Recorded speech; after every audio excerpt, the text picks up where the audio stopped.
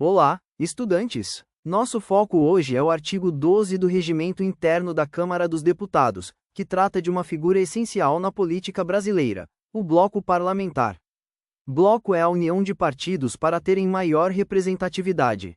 O caput do artigo 12 define a formação, as representações de dois ou mais partidos, por deliberação das respectivas bancadas, poderão constituir um bloco parlamentar, sob liderança comum. Essa liderança comum centraliza o poder de negociação do novo grupo. O parágrafo 1º garante que, no que couber, o bloco parlamentar terá o tratamento dispensado pelo regimento às organizações partidárias com representação na Casa. Isso significa que ele passa a ser tratado, para fins regimentais, como se fosse um único grande partido. Muita atenção ao parágrafo 2º. As lideranças dos partidos que se coligarem em bloco parlamentar perdem suas atribuições e prerrogativas regimentais. É uma troca, força política em grupo versus perda de autonomia individual. O parágrafo 3º estabelece uma condição de existência. Não será admitida a formação de bloco parlamentar composto de menos de 3/100 dos membros da Câmara. Esse quôrum mínimo visa garantir a relevância da nova organização.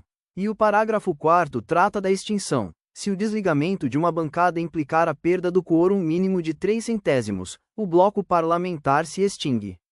Os parágrafos 5º, 8º e 9º tratam das regras de estabilidade e duração.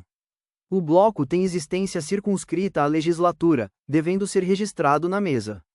Além disso, uma agremiação que se desvincular ou integrar um bloco dissolvido não poderá constituir ou integrar outro na mesma sessão legislativa. E um partido não pode fazer parte de outro bloco concomitantemente. Por fim, o parágrafo 10º trata do prazo de comunicação à mesa, que é de 1º de fevereiro do primeiro ano da legislatura para o primeiro biênio, e de 1º de fevereiro do terceiro ano para o segundo biênio. Essa comunicação é vital para a distribuição de vagas nas comissões e na mesa, que deve assegurar a representação proporcional dos partidos ou dos blocos.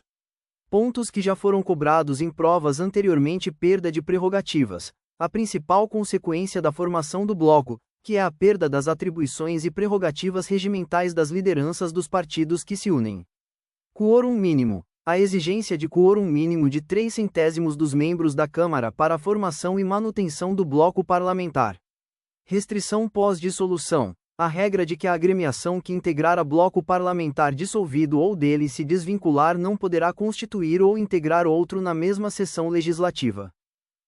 Vamos fixar o conteúdo? Pergunta. De acordo com o artigo 12 do Regimento Interno da Câmara dos Deputados, qual é a exigência mínima de representação numérica para a formação de um bloco parlamentar?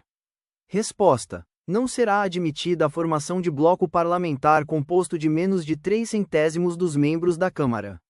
Explicação. O parágrafo 3º do artigo 12 estabelece que não será admitida a formação de bloco parlamentar composto de menos de 3/100 dos membros da Câmara. Pergunta. Qual é o efeito imediato, conforme o parágrafo 2º do artigo 12? Para as lideranças dos partidos que se coligam para formar um bloco parlamentar? Resposta. Elas perdem suas atribuições e prerrogativas regimentais. Explicação. O parágrafo 2º do artigo 12 determina que as lideranças dos partidos que se coligarem em bloco parlamentar perdem suas atribuições e prerrogativas regimentais. Pergunta. Em relação à duração e estabilidade do bloco parlamentar, qual regra é imposta a uma agremiação que integrava um bloco que foi dissolvido? Resposta. Ela não poderá constituir ou integrar outro bloco na mesma sessão legislativa. Explicação. O parágrafo 8º do artigo 12 estabelece que a agremiação que integrava bloco parlamentar dissolvido, ou a que dele se desvincular, não poderá constituir ou integrar outro na mesma sessão legislativa. Se a compreensão sobre os blocos parlamentares ficou mais clara, demonstre seu apoio. Curta este vídeo, compartilhe o conhecimento com seus colegas e inscreva-se no canal.